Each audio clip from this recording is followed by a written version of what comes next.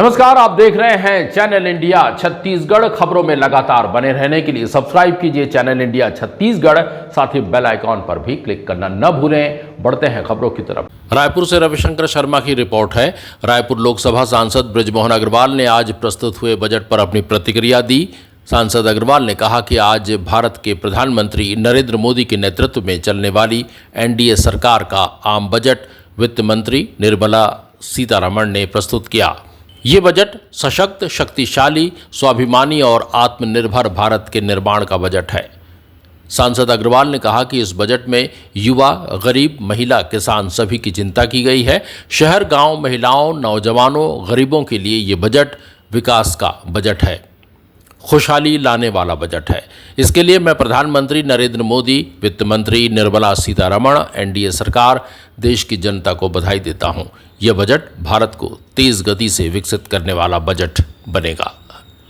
भारत के प्रधानमंत्री नरेंद्र मोदी जी के नेतृत्व में चलने वाली एनडीए सरकार का आम बजट वित्त मंत्री निर्मला सीतारमण जी ने प्रस्तुत किया है। ये बजट सशक्त, शक्तिशाली, स्वाभिमानी और आत्मनिर्भर भारत के निर्माण का बजट है। इस बजट में युवा, गरीब, महिला, किसान सभी की चिंता की गई है। इस बजट के माध्यम से नौजवानों को रोजगार देने के लिए 1 करोड़ नौजवानों को स्किल्ड किया जाएगा। 1 साल तक उनको 5,000 रुपये महीना मिलेगा। साथ में गरीब कल्याण योजना के अंतर्गत जो 80 करोड़ लोगों को 5 साल तक अनाज देने की बात कही गई थी, उसको पूरा किया जाएगा। 2 करोड़ युवाओं को आत्मनिर्भर बनाने के लिए उनको प्रशिक्षण दिया जाएगा। शिक्षा के क्षेत्र में और रोजगार के लिए 1,48,00,000 करोड़ रुपए का व्यवस्था इसमें की गई है। साथ में कृषि के बारे में भी, कृषि की उत्पादकता बढ़ाने के लिए नई किस्मों का इजाद, लगभग 104 नई किस्मों का इजाद किया जा रहा है। और 6 करोड़ किसानों को जो जमीन है, उनकी जमीनों का उनको मालिकाना हक देने के लिए उनको डिजिटल डॉक्यूमेंट्स उपलब्ध करवाए जाएंगे। रोजगार प्रशिक्षण के लिए 15,000 तक की जिनको सैलरी मिलेगी, उनको 15,000 रुपये 1 माह का वेतन, जो पहली बार जिनको रोजगार मिलेगा, उनको दिया जाएगा।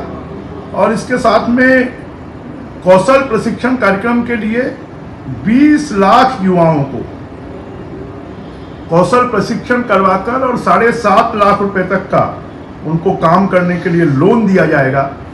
और इसी के साथ में नौजवान शिक्षा ऋण के लिए 10 लाख रुपए तक का जो शिक्षा ऋण है, वो 3% ब्याज के छूट के आधार पर दिया जाएगा।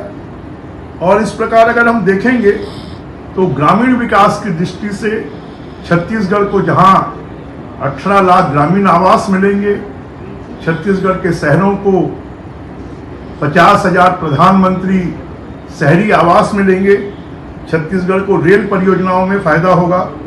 छत्तीसगढ़ को, क्योंकि वहां पर उद्योग हैं, तो नौजवानों को स्किल डेवलपमेंट के लिए और रोजगार की दृष्टि से बहुत बड़ा फायदा छत्तीसगढ़ को मिलने वाला है।